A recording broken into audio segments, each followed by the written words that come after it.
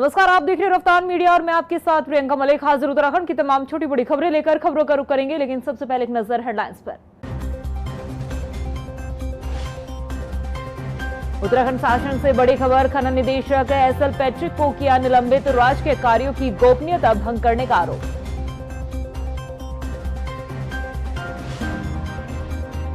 दस मई से शुरू होने वाली चारधाम यात्रा को लेकर तैयारियां तेज, अलर्ट मोड पर पीडब्ल्यूडी विभाग, मौसम और ट्रैफिक जाम के झाम से निपटने के लिए खास प्लान तैयार।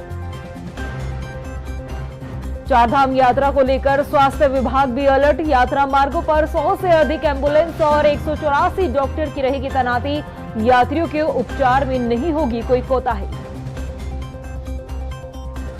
और देश भर में बढ़ रही मुख्यमंत्री पुष्कर सिंह धामी की लोकप्रियता, प्रचार प्रसार के लिए दूसरे राज्यों में भी सीएम धामी की डिमांड, स्टार प्रचारक के तौर पर छाए धामी। उत्तराखंड के मुख्यमंत्री पुष्कर सिंह धामी की लोकप्रियता दिन पर दिन बढ़ती जा रही है। इसका अंदाजा आप इस बात से लगा सकते हैं कि इन दिनों चुनाव प्रचार करने के लिए सीएम पुष्कर सिंह धामी की देश भर में डिमांड बढ़ती जा रही है और पहली बार उत्तराखंड के किसी मुख्यमंत्री को देश भर के प्रचार प्रसार के तौर पर मैदान में उतारा गया है। यह रिपोर्ट देखिए। देश भर में धामी धामी, चुनाव प्रचार की कमान सीएम ने थामी, हर तरफ पुष्कर धामी की डिमांड, देश भर में सीएम धामी की मांग। अपने कामकाज को लेकर सीएम धामी देश भर में सुर्खियां बटोर चुके हैं। जनता के हित में लिए फैसलों को लेकर न सिर्फ प्रदेश बल्कि केंद्रीय नेतृत्व के भी पसंदीदा नेताओं के लिस्ट में शामिल है सीएम धामी। अब दिन पर दिन सीएम धामी की लोकप्रियता भी बढ़ रही है। इसका अंदाजा इस बात से लगाया जा सकता है कि इन दिनों चुनाव प्रचार के लिए सीएम की डिमांड देश भर से आ रही है और यही कारण है कि सीएम को देश भर में चुनाव प्रचार करने के लिए स्टार प्रचारक की लिस्ट में शामिल किया गया है।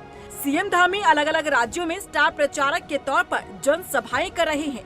पहले अपने राज्य उत्तराखंड में सीएम धामी ने कई रैलियां और जनसभाएं की। चुनाव के पहले चरण में मतदान उत्तराखंड में होने के बाद बाकी राज्यों में सीएम धामी ने ताबड़तोड़ जनसभाएं और रोड शो किया। उत्तराखंड में मतदान संपन्न होने के बाद पार्टी हाईकमान ने सीएम धामी को बाकी राज्यों की जिम्मेदारी सौंपी। वहीं दूसरे राज्यों से बीजेपी प्रत्याशियों ने सीएम धामी की बढ़ती लोकप्रियता और उनके कामकाज को देखते हुए उनके लिए भी प्रचार प्रसार करने की मांग रखी। सीएम धामी अब तक देश भर में बीजेपी के लोकसभा प्रत्याशियों के प्रचार में कई जनसभाएं कर चुके हैं। बता दें कि इसकी शुरुआत उन्होंने दक्षिण भारत से की। पहले तेलंगाना के निजामाबाद, वारंगल और हैदराबाद से की। इसके बाद उन्होंने लखनऊ में बीजेपी प्रत्याशी केंद्रीय रक्षा मंत्री राजनाथ सिंह के लिए प्रचार किया। बरेली में छत्रपाल सिंह गंगवार के समर्थन में रोड शो और जनसभाएं की। अगले हफ्ते सीएम धामी दिल्ली, उत्तर प्रदेश, झारखंड जैसे बड़े राज्यों में चुनावी रैलियों को संबोधित करने वाले हैं। देखिए, उत्तराखंड देवभूमि ऐसी भूमि है जहाँ पर नेतृत्व करने वाला व्यक्ति की सभी राज्यों में प्रशंसा होती है और पुष्कर सिंह धामी जी ने इस बीच में जो ऐतिहासिक और क्रांतिकारी कार्य किए हैं उसकी गूंज पूरे देश के अंदर है। तो स्वाभाविक रूप से आता है, चाहे समान नागरिक संहिता का विषय हो, चाहे नकल विरोधी अध्यादेश का विषय हो, जबरन जो भू अतिक्रमण हो रहा था उसको रोकने का विषय हो, एक क्रांतिकारी कदम ही है और इससे प्रेरित होकर देश भर के अनेकों राज्यों के लोग हमारे माननीय मुख्यमंत्री जी को आमंत्रित कर रहे हैं। अनेकों लोकसभाओं के जो प्रत्याशी उनको निमंत्रण मिला है। इस प्रदेश का मुखिया अपनी सीट चुनाव हार चुका हो, उसकी लोकप्रियता अपनी जनता के बीच नहीं, अपने गांव के बीच नहीं, अपने बूथ पे पिछड़ गए हों, उसकी लोकप्रियता को लेकर के ये चैनल कह सकते हैं, कुछ चाट काट कह सकते हैं, लेकिन मुझे लगता है कि वो खुद सोच सकते हैं उस स्थिति को लेकर। दूसरी बात है, उत्तराखंड के अंदर पहले चरण में चुनाव हुए, कोई एक कैंडिडेट कहे जो उसने धामी के नाम पे वोट मांगा हो, कोई एक व्यक्ति कहे कि जो अपने सांसद के नाम पे वोट मांगा हो। और मैं आज भी कह रहा हूं कि उत्तराखंड के अंदर मुख्यमंत्री ने कितनी रैलियां की। मेरे क्षेत्र में रैली की पोखरी के अंदर 40-50 लोग इकट्ठे नहीं थे, गोपेश्वर में 100-150 लोग नहीं थे, कोई मैं आपके चैनल के माध्यम से नहीं कह रहा हूँ। और उसके बावजूद भी पूरा सरकारी तंत्र लगा रखा उनको लाने ले जाने के लिए। तो मुझे ये लगता है कि मुख्यमंत्री को अपना स्वयं का आंकलन करना चाहिए और जिस विधानसभा की वो वहाँ के लोगों से पूछे कि उनकी लोकप्रियता कितनी है। बता दें कि सीएम धामी ने बतौर उत्तराखंड के मुख्यमंत्री प्रदेश में कई बड़े काम किए हैं, कई कड़े फैसले लिए, जिसके बाद से पूरे देश में उनके काम की सराहना होती रही है और लोकप्रियता बढ़ती रही है। खासकर यूसीसी, नकल रोधी कानून, लैंड जिहाद, दंगा रोधी कानून जैसे कई बड़े फैसलों को लेकर सीएम धामी की देश भर में चर्चा हुई। यही कारण है कि बीजेपी केंद्रीय नेतृत्व ने उत्तराखंड के इतिहास में पहली बार किसी सीएम को देश भर के लिए स्टार प्रचारक बनाया है। इसी से सीएम धामी की बढ़ती लोकप्रियता का अंदाजा लगाया जा सकता है। रफ्तार मीडिया के लिए देहरादून से मनीष जंगवाल के साथ ब्यूरो रिपोर्ट। उत्तराखंड में चुनाव संपन्न होने के बाद दूसरे राज्यों के लोकसभा चुनाव के प्रचार को भी बीजेपी बखूबी तौर पर अपनी जिम्मेदारी निभा रही है। बीजेपी के तमाम नेताओं का जो डेरा है वो दूसरे राज्यों में जमा हुआ है और अब महिला मोर्चा की पदाधिकारी भी दूसरे राज्यों में जाकर प्रचार प्रसार करेंगी। महिला मोर्चा की जो प्रदेश अध्यक्ष है आशा नोटियाल, उनका ये कहना है कि हरियाणा और हिमाचल में भी प्रचार प्रसार किया जाएगा। महिला मोर्चा की पदाधिकारी प्रचार प्रसार के लिए दोनों ही राज्यों के लिए जल्द रवाना होंगे। देखिए, हमारे यहाँ चुनाव संपन्न होने के बाद महिला मोर्चा के पदाधिकारियों को संगठन द्वारा दूसरे राज्यों में भेजने के लिए निर्देशित किया गया है।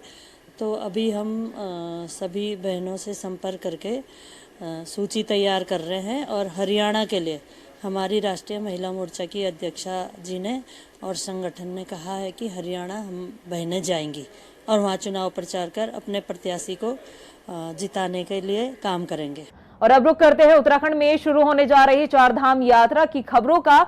10 मई से चारधाम यात्रा शुरू होने वाली है और इस वक्त चारधाम यात्रा की तैयारियां जोरों शोरों पर चल रही है। तीर्थ यात्रियों की सहूलियत के लिए पीडब्ल्यूडी विभाग ने कमर कस ली है। वहीं इस बार मौसम विभाग के जारी पूर्व अनुमान को लेकर भी महकमा पहले से ही अलर्ट मोड पर नजर आ रहा है। इसके अलावा जाम के झाम से निजात पाने के लिए भी खास प्लान तैयार किया गया है। विभाग की ओर से क्या कुछ तैयारी है, इन्हीं तमाम मुद्दों पर पीडब्ल्यूडी सचिव पंकज पांडे से हमारे संवाददाता मनीष जंगवाल ने खास बातचीत की है। उत्तराखंड में चारधाम यात्रा को लेकर जो सरकार है पूरी तरीके से जो है वो तैयारियों में जुट चुकी है और सड़कों की क्या कुछ स्थिति है इस पर बातचीत करने के लिए हमारे साथ पीडब्ल्यूडी जो सचिव हैं वो हमारे साथ मौजूद है। पंकज पांडे जी, सर किस तरीके से आप देखते हैं, क्योंकि एक बड़ी चुनौती यात्रा के समय आप लोगों के पास भी रहती है, क्योंकि चारधाम यात्रा जो रूट है उस पर जगह जगह लैंडस्लाइड से लेके और जहाँ पर सड़कों की स्थिति है उसको लेकर लगातार आप मॉनिटरिंग कर रहे हैं, दौरा भी आपने किया, किस तरीके से तैयारियाँ देख रहे हैं? हम लोग काफ़ी पहले से इस पे काम कर रहे हैं और मैं स्वयं 1 महीने पहले लगभग गया था बद्रीनाथ और केदारनाथ जो यात्रा रूट है उस पर स्वयं मैंने निरीक्षण किया था। जो छोटे मोटे इश्यूज थे उसके बारे में डायरेक्शन दिए गए मौके पे और केदारनाथ की तरफ जो गुप्त काशी से कुंड के बीच में कुछ एक स्ट्रेच था जो बहुत ख़राब था, उस पर काम ख़त्म होने वाला है। 100 मीटर करीब बचा है जो इन्होंने मुझे कहा है कि अगले 2-3 दिन में उसको कंप्लीट कर लेंगे। तो रोड पे काफ़ी काम करा गया है और इस साल पिछले साल से बेहतर रोड कंडीशन मिलेगी। सिमिलरली बद्रीनाथ की तरफ भी मैं गया था, बद्रीनाथ धाम तक गया था, तो उसमें भी लास्ट ईयर बारिश की वजह से काफ़ी पीपल कोटी के आसपास काफ़ी सारे लैंडस्लाइड आए थे, तो उसकी सफाई वगैरह की जा चुकी है। कुछ बड़े एस्टिमेट्स हैं उनको हम लोग सैंक्शन कर रहे हैं और क्या ऑल्टरनेटिव हो सकता है, कैसे वहाँ पे हम लोग सड़क सही कर सकते हैं जहाँ पे कम से कम परेशानी हो लोगों को, उस पर कार्रवाई गतिमान है। किस तरीके से आप सर देख रहे हैं, क्योंकि जो चारधाम यात्रा है उस दौरान जो सड़कों की स्थिति रहती है जगह जगह पीडब्ल्यूडी जो मशीनें भी खड़ी करता है ताकि अगर कहीं पर कोई बाधा आती है उसको लेकर क्या कुछ निर्देश जो है वो अधिकारियों को दिए गए हैं? हम लोग इस चारधाम यात्रा के लिए इस वर्ष हम लोग 75 मशीनें लगा रहे हैं अलग अलग जगहों पे, जिनका कोऑर्डिनेट मशीन का कहाँ पे खड़ी होगी, ड्राइवर का नंबर क्या है, वो पूरा डिस्प्लेड रहेगा, वेबसाइट पे भी रहेगा, हम लोग के पास भी रहेगा, ज़िले के सभी जो अधिकारी होते हैं उनके पास भी रहेगा। कहीं पे भी अगर इस तरह की स्थिति आती है, कहीं पे रोड ब्लॉक होता है या कोई मलबा आता है या कुछ होता है, तो हम लोग इमीडिएटली उससे काम कराएंगे। इसके अलावा जो NH का पोर्शन है उसमें जिन कॉन्ट्रैक्टर्स ने बनाई है सड़कें उनके DLP में है, क्योंकि 5 साल का DLP होता है, तो वो कॉन्ट्रैक्टर्स को भी जिम्मेदारी दी गई है, उनको डायरेक्शन दिए गए हैं कि वो यात्रा से पहले जो मौसम को देखते हुए अपनी तैयारी रखें और कहीं पे भी कोई ऐसी स्थिति आती है तो इमीडिएटली मशीनें मोबिलाइज करके उस पर काम करें। भविष्य में सर क्या कुछ योजना है, क्योंकि ऋषिकेश से जो एरिया है वहाँ पर जाम की स्थिति काफ़ी हो जाती है, क्योंकि चारधाम यात्रा का जो शुरुआती चरण है वो ऋषिकेश में ही होता है और जब राफ्टिंग का सीजन होता है तो उस समय भी और ज़्यादा जाम की स्थिति वहाँ पर बन जाती है। भविष्य में क्या कुछ परियोजना है यहाँ पर जो जाम से निजात मिल सके? ऋषिकेश के लिए हम लोगों ने एक बाईपास का प्रपोजल भेजा है भारत सरकार को, DPR भी जा चुकी है वहाँ पे और मुझे उम्मीद है कि वो जल्दी सैंक्शन हो जाएगा। मैंने पर्सनली बात की थी, जो DG नॉर्थ के हैं उनको भी हमने रिक्वेस्ट किया था कि उसको सैंक्शन कर दें। तो हम लोग प्रयास कर रहे हैं कि एक बाईपास सैंक्शन हो जाए, वो एलिवेटेड बाईपास है, आगे जाके टनल बनेगी उसमें, तो उससे मेजर जो जाम की स्थिति होती है ऋषिकेश में वो समाप्त हो जाएगी। लास्ट सर सवाल एक ही है कि मौसम विभाग ने पहले ही पूर्वानुमान जता दिया कि इस बार जो बरसात होगी वो 60% होगी। किस तरीके से आप देखते हैं कि चारधाम यात्रा जो बाधित होती है वो मानसून के समय ही होती है, जब बारिश होती है, उससे निपटने को लेकर खासकर विभाग ने क्या कुछ कार्य योजना तैयार की है? देखिए, जो IMD का प्रेडिक्शन है उसके हिसाब से हम लोग एक्स्ट्रा मुस्तैदी से रहेंगे और जहाँ पे हमको लगता है कि खतरा हो सकता है वहाँ पे एक्स्ट्रा मशीनें डिप्लॉय की जाएंगी, क्योंकि मौसम पे बहुत हद तक डिपेंड करती है यात्रा हमारी और सड़क की कंडीशन भी डिपेंड करती है। तो हमको ये खबर मिल चुकी है कि इस बार मौसम जो है बारिश का मौसम थोड़ा ज़्यादा बारिश होने की संभावना है, तो हम लोग और मुस्तैदी से उसमें तैयारी करेंगे और पब्लिक को कोई असुविधा ना हो इसके लिए पूरी तरह से प्रयास करेंगे। धन्यवाद सर हमसे बातचीत करने के लिए। तो ये PWD सचिव पंकज पांडे सर हैं, जिनका साफ तौर से कहना है कि चारधाम यात्रा को लेकर जो है वो विभाग पूरी तरीके से कसरत किए हुए और जिस तरीके से मानसून के दौरान ज़्यादा बारिश होने की भी आशंका है उसको लेकर अलर्ट रहने के साथ साथ व्यवस्थाओं को और दुरुस्त किया जा रहा है। कैमरा पर्सन अफजाल के साथ मनीष डंगवाल, रफ्तार मीडिया, देहरादून। 10 मई से शुरू होने वाली चारधाम यात्रा की तैयारियों पर प्रदेश की धामी सरकार का पूरा फोकस है। पिछली गलतियों से सबक लेते हुए इस बार सभी विभाग पहले से ही तैयारी में जुटा हुआ नजर आ रहा है। खासतौर पर स्वास्थ्य व्यवस्थाओं पर इस बार ज्यादा जोर दिया जा रहा है। चारधाम यात्रा को लेकर स्वास्थ्य विभाग की क्या कुछ तैयारियां हैं, आइए आपको इस रिपोर्ट में दिखाते हैं। उत्तराखंड में मतदान संपन्न होने के बाद अब प्रदेश सरकार चारधाम यात्रा पर फोकस कर रही है। बात करें स्वास्थ्य विभाग की तो उत्तराखंड के स्वास्थ्य मंत्री धन सिंह रावत चारधाम यात्रा की तैयारियों को लेकर स्वास्थ्य विभाग के अधिकारियों को निर्देशित कर चुके हैं।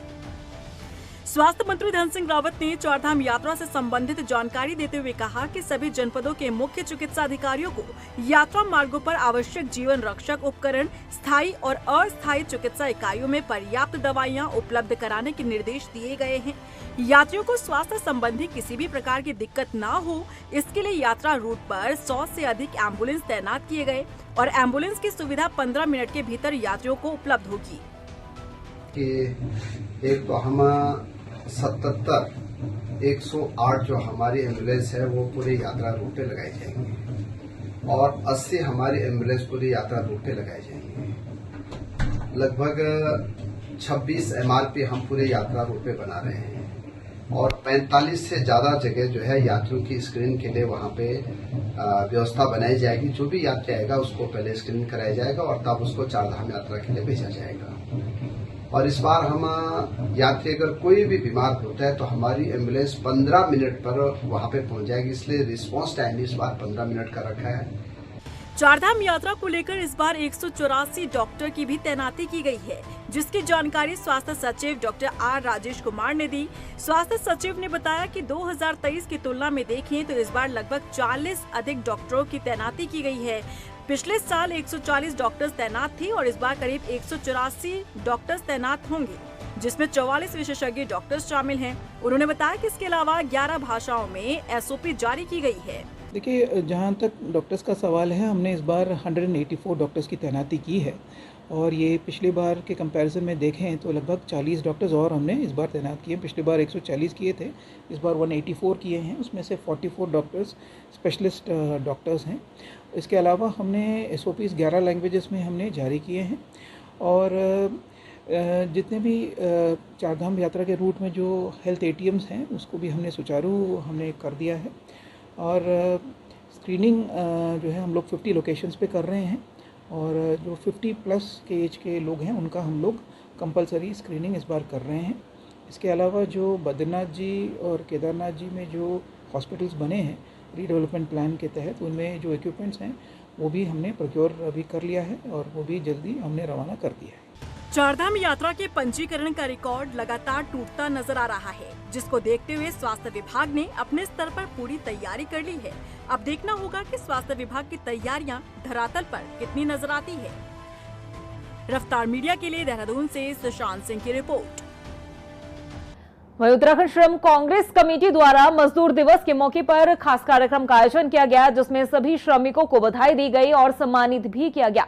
इस मौके पर पूर्व राज्य मंत्री विशाल डोभाल ने सभी मजदूरों से अपने हक की लड़ाई लड़ने की बात कही। इसके साथ ही उन्होंने पिछले 10 साल जो बीजेपी सरकार के हैं उन पर निशाना साधते हुए उन्होंने कहा है कि बीजेपी सरकार में मजदूरों के हक की अनदेखी की गई है। उन्होंने ये भी कहा है कि अगर देश में कांग्रेस की सरकार आती है तो कांग्रेस की सरकार में आते ही कांग्रेस ने जो मैनिफेस्टो जारी किया है उसमें जो वादे किए गए हैं मजदूरों को लेकर, उनके हक की लड़ाई को लेकर सभी वादे पूरे करने का काम किया जाएगा। हम यही मांग करते हैं कि कुछ हमें दे या न दे, सरकार सिर्फ एक चीज दे दे। बरसात में टीन चादर होना चाहिए मजदूरों को छुपने के लिए, या जो वाहन से यात्री आता है उनको छुपने के लिए थोड़ा बहुत टीन चादर लगवा दिया जाए 4 फुट की, जैसे सब शहर में लगा है, सोलन में, हिमाचल में, हर जगह है। रोड के किनारे किनारे 3 फुट का 4 फुट का चौड़ाई में 20 फुट लंबाई में लगा हुआ है, पर इस घंटाघर पे आज तक कोई टीन चादर नहीं लगा। जो हमारे देश की रीढ़ है उनको मजदूर दिवस की बधाई देना चाहता हूँ। और आज मजदूर दिवस है तो हर बार की तरह, हर वर्ष की तरह हम यहाँ पर मजदूरों के साथ हैं। और मेरा आग्रह है पूरी जनता से और श्रमिकों से कि अपने अधिकारों के लिए वो लड़ाई लड़ें। और पिछले 10 वर्षों से जो इस भाजपा शासनकाल में त्राहिमाम मचा हुआ है, जिसमें ना तो अक़लियतों की पूछ है, ना युवाओं की पूछ है, ना मजदूरों की पूछ है, उस भाजपा सरकार को मिलकर सब उखाड़ फेंकने का कार्य करें। वहीं उत्तराखंड बोर्ड परीक्षा में अल्मोड़ा के पास होने वाले छात्र छात्राओं की परसेंटेज में इस बार इजाफा हुआ है। जिले में 10वीं में 93% और 12वीं में 91% परीक्षार्थियों ने उत्तराखंड बोर्ड परीक्षा पास की है। इसके अलावा हाई स्कूल और इंटरमीडिएट के 33 होनहार ने स्टेट लेवल पर मेरिट में अपनी जगह बनाई है। और इस मौके पर सीओ अंबा दत्त बलोदी ने सभी छात्र छात्राओं के उज्जवल भविष्य की कामना की है और शिक्षकों को भी बधाई दी है। वहीं पौड़ी जिले के हंसियुड़ी गांव के गधेरे के पास से लावारिस बच्ची मिली है। ग्रामीण के मुताबिक नवजात को झाड़ियों में छोड़ दिया गया। गनीमत ये रही कि गांव की एक महिला ने समय रहते बच्ची को वहां से उठा लिया। महिला ने बच्ची की जो जानकारी थी वो पुलिस को दी, जिसके बाद मौके पर पहुंची पुलिस ने बच्ची को सामुदायिक स्वास्थ्य केंद्र पहुंचाया। डॉक्टर ने यह बताया कि बच्ची स्वस्थ है, उसे नवजात को मिलने के बाद सभी तरह की उसको सुविधाएं दी जा रही है। वहीं इस घटना पर ग्रामीणों ने दुख जाहिर किया है। थैलीसैंण थाना क्षेत्र के अंतर्गत ग्राम सभा हंसियुड़ी से थैलीसैंण थाना को सूचना मिली थी एक नवजात शिशु होने की, और उस सूचना के आधार पर थैलीसैंण थाना से जो है थाने के कर्मचारी 108 को लेकर के उस जगह पर गए और वहां से 108 की मदद से उस नवजात शिशु को लेकर जो है सामुदायिक स्वास्थ्य केंद्र थैलीसैंण आए। और थैलीसैंण सामुदायिक स्वास्थ्य केंद्र में डॉक्टरों की देखरेख में उस नवजात शिशु का जो है स्वास्थ्य परीक्षण किया गया, जहाँ पर कि नवजात शिशु जो है स्वस्थ और तंदुरुस्त मिला। अभी वो डॉक्टरों की निगरानी में थैलीसैंण स्वास्थ्य केंद्र में है। वहीं नेपाल से सम्मानित होकर वापस लौटे रानी पोखरी के ग्राम प्रधान सुधीर रतूड़ी का पंचायत प्रतिनिधि और ग्रामीणों ने स्वागत किया है। आपको बता दें कि ग्राम पंचायत में बेहतर कार्य करने पर नेपाल सरकार ने ग्राम प्रधान सुधीर रतूड़ी को सम्मानित किया है। मुझे वो क्षण बड़े याद आ रहे हैं नेपाल के अंदर कि जब वहाँ के जो बाहर से जो और अतिथि लोग आए थे तो उसमें सरपंच मैं ही था, तो उसमें कुछ लोग एनजीओ के द्वारा, कुछ पेट्रोल मिनिस्टर के चीफ सेक्रेटरी, कुछ आईटी सेक्टर बेंगलोर से, कुछ केरल से, तेलंगाना से, महाराष्ट्र से, तो सब बड़े बड़े अफसर लोग थे, रिटायर अफसर थे, कुछ उद्योगपति थे। तो उन्होंने पंचायत का जो मेरे काम देखे तो उन्होंने मुझे बहुत सराहा। और वहाँ के deputy prime minister Sujata Koirala और यूएनओ के चीफ वाइस चांसलर, उनके द्वारा मुझे सम्मान दिया गया। वहीं टिहरी में जिलाधिकारी मयूर दीक्षित ने स्वास्थ्य और परिवार कल्याण समिति की बैठक की है। बैठक में जिलाधिकारी ने अधिकारियों को स्वास्थ्य सुविधाओं के अभाव में किसी महिला या बच्चे की मृत्यु न हो, इसके सख्त निर्देश दिए गए। इसके साथ ही मयूर दीक्षित ने अनीमिया मुक्त भारत कार्य योजना की जानकारी लेते हुए अनीमिया से ग्रस्त पाए जाने वाले सभी लोगों की जानकारी ली और उसके उपचार के लिए सीएमओ को हर कैटेगरी की एसओपी बनाकर कार्य करने के भी निर्देश दिए हैं। वहीं नरेंद्रनगर के बालिका इंटर कॉलेज में प्रवेश उत्सव मनाया गया है। प्रवेश उत्सव कार्यक्रम में कक्षा 6 सहित अन्य कक्षाओं में प्रवेश करने वाले छात्रों का स्वागत किया गया। इस दौरान छात्रों ने शिक्षकों के साथ ही अपनी रुचि और अपने विचार को भी साझा किया। वहीं कई पुराने छात्रों ने स्कूलों को याद कर भावुक भी हुए। इस मौके पर स्कूल की प्रधानाचार्य ने सभी बच्चों का मनोबल भी बढ़ाया। मैं कक्षा 12वीं की छात्रा हूँ। मैंने कुछ समय पहले ही यहाँ प्रवेश किया है।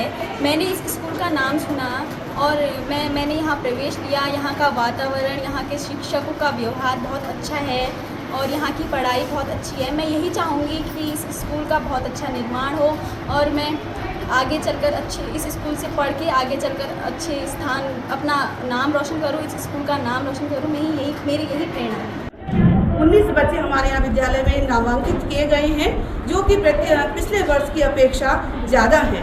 तो हम चाहेंगे कि प्रत्येक वर्ष हमारे विद्यालय में इसी प्रकार से छात्राओं की वृद्धि होती रहे और हमारा जो ये स्कूल का वातावरण है, छात्राओं के द्वारा बहुत ज़्यादा यहाँ पर बच्चे आए। उधर पिथौरागढ़ से दिल्ली जा रही पिथौरागढ़ डिपो की बस का चंपावत के बनलेक के पास प्रेशर पाइप फट गया। इस वजह से बस के ब्रेक फेल हो गए हैं। हालांकि चालक की सूझबूझ रहते जो बस में यात्री सवार थे उनकी जान बचाई गई है। बस के खराब होने के कारण यात्रियों को काफी दिक्कतों का सामना करना पड़ा। आपको बता दें कि बस में सवार यात्रियों ने परिवहन विभाग से पहाड़ पर नई बसें देने की भी मांग की है। और प्रदेश की खबरों में इतना ही। फिर हाजिर होंगे कुछ खास खबरों के साथ। तब तक के लिए मुझे दे इजाजत। नमस्कार। उत्तराखंड शासन से बड़ी खबर। खनन निदेशक एसएल पैट्रिक को किया निलंबित। राजकीय कार्यों की गोपनीयता भंग करने का आरोप।